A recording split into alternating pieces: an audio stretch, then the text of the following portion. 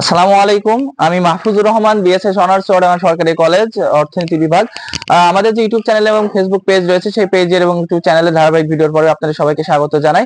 আমরা আইসিটি বইয়ের পঞ্চম অধ্যায় প্রোগ্রামিং ভাষার কিন্তু ধারাবাহিক সমস্যাগুলো সমাধান করছিলাম। আজকে কিন্তু পর্ব 8। আমাদের 8 নম্বর পর্বে যে সমস্যাটা সমাধান করব, আমরা কিন্তু বোর্ডে কিন্তু সমস্যাটি লিখে রেখেছি।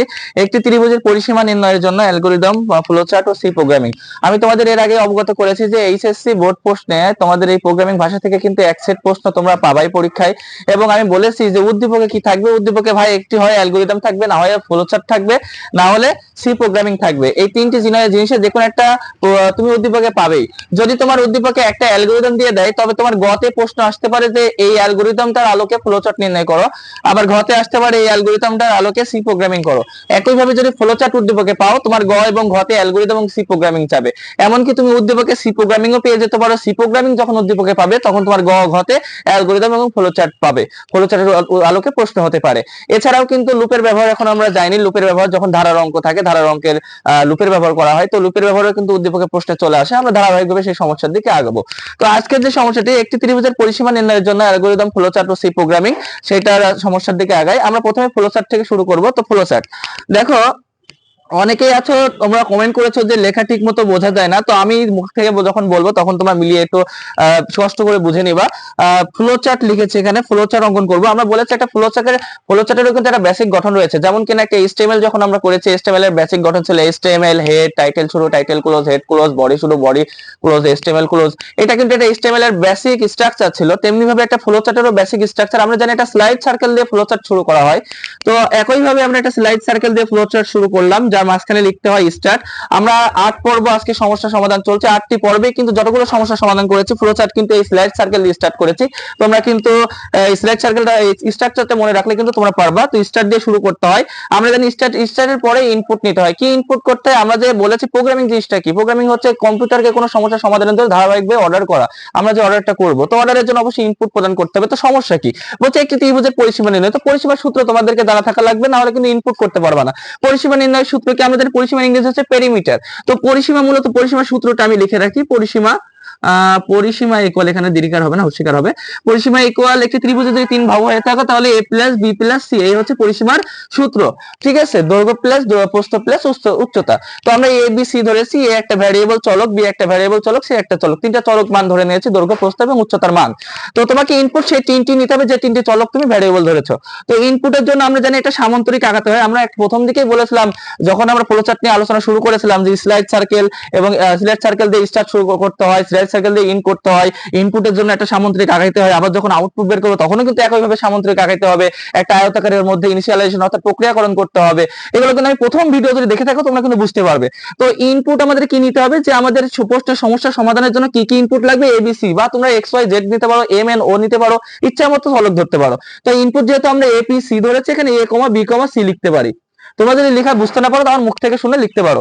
ইনপুট এ কমা বি কমা সি, 3টা ইনপুট নিয়েছে। আমরা বলেছি ইনপুট নেওয়ার পরে কিন্তু প্রক্রিয়াকরণ, অর্থাৎ ইংলিশে বলতে গেলে ইনিশিয়ালাইজেশনের কাজ করতে হয়। ইনিশিয়ালাইজেশন মানে হচ্ছে প্রক্রিয়াকরণ, অর্থাৎ প্রশ্নে যা চাচ্ছে সেটা সমাধান। প্রশ্নে চেয়েছে পরিসীমা, পরিসীমার ইংরেজি আমরা বলেছি পেরিমিটার। তো তুমি এখানে লিখতে পারো, সংক্ষিপ্ত লিখতে পারো পেরি, জাস্ট পেরি লিখলে পেরিমিটার সারা বুঝে নিবে। তো পেরি ইকুয়াল কি আছে সূত্র, এ প্লাস বি প্লাস সি। সূত্রটা তোমার ইনিশিয়ালাইজেশনের ঘরে, অর্থাৎ আয়তকারের ঘরে লিখে ফেলতে হবে। পেরিমিটার ইকুয়াল এ প্লাস বি প্লাস সি। আর যখনই প্রক্রিয়াকরণ হয়ে যাবে, তারপরে একটা লজিক্যাল আউটপুট কম্পিউটার আমাদেরকে প্রদান করবে। সেই আউটপুটের জন্য একইভাবে এই সামান্তরিকটা আঁকিয়ে ফেলতে হবে। ইনপুট এবং আউটপুটের কাজ করে এই সামান্তরিক। তো সামান্তরিক কি আউটপুট দিবে? আমাদের আউটপুট দিবে প্রিন্ট পেরি। আমরা যে পেরিমিটার চাচ্ছি, সেই পেরিমিটারটা সে আমাকে আউটপুট দিয়ে দেবে। লিখলাম হচ্ছে প্রিন্ট পেরি, বানান না বুঝতে পারলে p r i n t, print peri, p r i, peri. যখন আপনি একটা লজিক্যাল আউটপুট পেয়ে যাবে, দেন তারপরে আমরা ফ্লোচার্টটা শেষ করে দেবো। আমরা বলেছি শুরু আর শেষের কাজ করেছে স্লাইড সার্কেল। যেমন কিনা স্টার্ট করছিলাম এই স্লাইড সার্কেল দিয়ে, এখন কিন্তু সেই স্লাইড সার্কেল দিয়ে আমাদেরকে ইন করতে হবে। তো বন্ধুরা, একটি ত্রিভুজের পরিসীমা নির্ণয়ের জন্য ফ্লোচার্ট, এরকম একটা ফ্লোচার্ট আমরা আঁকিয়ে ফেললাম। এটা হচ্ছে ফ্লোচার্ট। এখন তোমার প্রশ্ন হতে পারে, এটা যদি একটা উদ্দীপকে চলে আসে, এর জন্য যদি তোমাকে গতে বলে অ্যালগরিদম আঁকাও, ঘতে বলে সি প্রোগ্রামিং আঁকাও, তাহলে তোমরা কি করবা? আমি প্রথমে বলেছি হয় ফ্লোচার্ট উদ্দীপকে আসবে, না অ্যালগরিদম, নাহলে কিন্তু সি প্রোগ্রামিং। তো আমরা অ্যালগরিদমে আগাই। আমরা কিন্তু অ্যালগরিদমের যে বেসিক ভিডিও ছিল প্রথম দিকে আমরা সেরেছিলাম, সেখানে কিন্তু বলেছিলাম অ্যালগরিদম মূলত ফ্লোচার্টের বাংলা ব্যাখ্যা।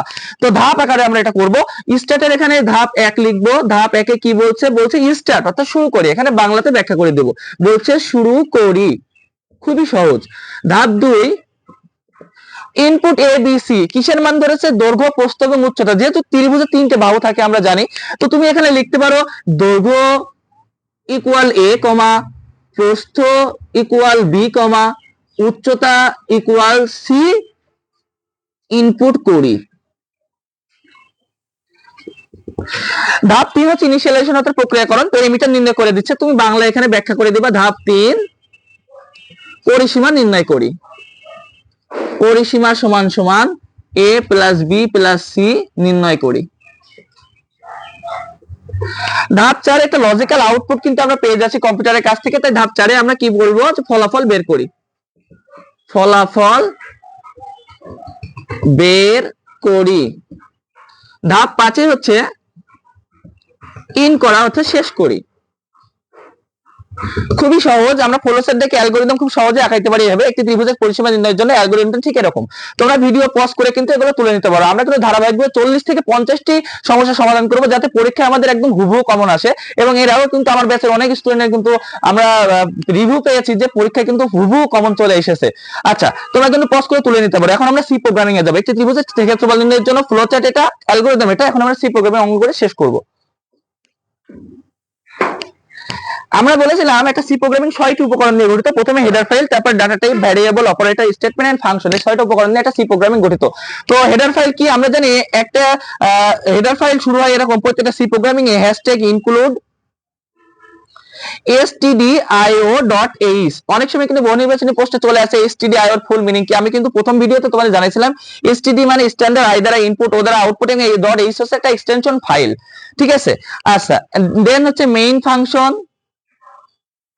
এন্ড এটা সেকেন্ড ব্র্যাকেট দিয়ে আমাদের প্রোগ্রামিং শুরু করতে হয়। এটা মুখস্থ করে নিতে বলেছিলাম, কারণ প্রত্যেকটা সি প্রোগ্রামিং এর প্রথমে এটা দিয়ে স্টার্ট করতে হয়। এরপর হচ্ছে ইনপুটের ফালা অর্থাৎ ডাটা টাইপের পালা। কোন ধরনের ডাটা তুমি ইনপুট নিবে? আমরা জানি ডাটা টাইপ 4 ধরনের: character, integer, floating point and double. তো ইন্টিজার বলতে পূর্ণ সংখ্যা, আর ফ্লোটিং পয়েন্ট বলতে ভগ্নাংশ বোঝায়। তো একটি ত্রিভুজের পরিসীমা নির্ণয়ের জন্য আমাদের ইনপুট নিতে হতে পারে কি? দৈর্ঘ্য, প্রস্থ, উচ্চতা। এগুলো ফ্লোটিং পয়েন্ট হতে পারে, ইন্টিজারও হতে পারে, তুমি যে কোনো একটা ধরে নিতে পারো। সে আমরা এখানে ফ্লোটিং পয়েন্ট ধরলাম, তো ফ্লোটিং পয়েন্ট ধরতে এখানে ফ্লট লিখতে হবে। এখন আমরা জানি সূত্র আছে a plus B plus C, তাহলে float a comma B comma C. এবার প্রস্থে কি চাচ্ছে? পরিসীমা, তাহলে পরিসীমা ইংরেজি পেরি, পেরিমিটার। আমরা পেরিটাকে সংক্ষেপে নিয়ে একটা সেমিকোলন দিয়ে দেবো। সি প্রোগ্রামিং এর মূল উদ্দেশ্য হচ্ছে হেডার ফাইল শুরু করার ফলে প্রত্যেকটা লাইনে সে 4টা করে সেমিকোলন দিব। দেন প্রিন্টএফ এর জন্য একটা ঘর থেকে আমরা জানি যে এ বি সি এর নাম্বার আমাদের কাছে চাই কম্পিউটার। তো প্রিন্টএফ এটা প্রিন্ট দিয়ে এখানে ইন্টার নাম্বারস লিখলে এনাফ। প্রত্যেকটা ক্ষেত্রে কিন্তু এগুলো লিখতে হয়, তোমরা মুখস্থ করে নিতে পারো। ইন্টার নাম্বারস একটা কোলন দিব, লাস্টের লাইনে দিব সেমিকোলন। দেন স্ক্যানএফ এর জন্য একটা ঘর লিখবো। আমরা জানি আমরা যদি ইন্টিজার টাইপের ইনপুট নিই তাহলে এখানে পার্সেন্টেজ ডি লিখবো। এখন আমরা নিয়েছি ফ্লোট টাইপের ইনপুট, তাহলে অবশ্যই পার্সেন্টেজ এফ লিখবো। কয়বার লিখবো? যে কয়টা ইনপুট আছে, 3টা ইনপুট আছে, তাই পার্সেন্টেজ এফ হবে 3 বার। ইনভার্টেড কমা, কমা দেওয়ার পরে ইনপুট গুলো এন্ড দিয়ে লিখে ফেলবো। And A, and B, and C, bracket দিয়ে সেমিকোলন। প্রত্যেকটা লাইনে সেমিকোলন আমাদের দিতে হবে। দেন আমাদের ইনিশিয়ালাইজেশনের একটা ঘর, অপারেটরের একটা ঘর। কি করতে হবে? সূত্রটা লিখতে হবে। Peri equal a plus B plus C, এটা সেমিকোলন। প্রত্যেকটা লাইনের শেষে সেমিকোলন দিতে হবে, নাহলে সিনট্যাক্স এরর আসবে এবং সাররা ভুল ধরতে পারে। এবার লজিক্যাল আউটপুটের পালা অর্থাৎ স্টেটমেন্টের পালা। প্রিন্টএফ আমাদের কি চেয়েছে? প্রশ্নে পেরিমিটার চেয়েছে, তাহলে দ্য পেরি ইজ ইকুয়াল, যেহেতু তুমি ফ্লোটিং পয়েন্ট ইনপুট ধরেছো অর্থাৎ ভগ্ন সংখ্যা ইনপুট ধরেছো, তোমার আউটপুটটা ভগ্নাংশ বেরানোর সম্ভাবনা বেশি, তাই এখানে পার্সেন্টেজ এফ লিখতে হবে, কমা দিয়ে এখানে পেরি লিখতে হবে, আবারও সেমিকোলন। দেন আমরা ফাংশনের কাজ করে শেষ করে দেব। ফাংশন কি কাজ? Return 0 end second bracket. Return zero second bracket. আচ্ছা, তাহলে একটি ত্রিভুজের পরিসীমা নির্ণয়ের জন্য ফ্লো চার্ট, অ্যালগরিদম এবং সি প্রোগ্রাম অঙ্কন পর্যন্ত শেষ হয়ে গেল। তাহলে আমরা দেখি, আমরা বলেছিলাম সি প্রোগ্রামিং 6টা উপকরণ নিয়ে গঠিত হয়, এইটুকু আমাদের হেডার ফাইল, দেন এই যে ফ্লোট হচ্ছে আমাদের ডাটা টাইপ, এবিসি হচ্ছে আমাদের ভ্যারিয়েবল, ঠিক আছে, তারপরে এইটুকু হচ্ছে আমাদের অপারেটর, এই যে প্রিন্টফ এর ঘরটা স্টেটমেন্ট, দেন এইটুকু হচ্ছে ফাংশন, এইটুকু দিয়ে আমরা কিন্তু শেষ করে নিয়েছি। আমাদের কিন্তু ধারাবাহিক সমস্যার সমাধান চলছে, তো আমাদের প্রত্যেকটা ভিডিও যদি তোমরা দেখে থাকো তাহলে কিন্তু প্রোগ্রামিং ভাষা থেকে যে সমস্যাগুলো, সেই সমস্যাগুলো তোমাদের কাছে সমাধান সহজ মনে হবে। তো আজকের মতো এই পর্যন্তই, আমাদের চ্যানেলের সঙ্গে থাকো, ধন্যবাদ।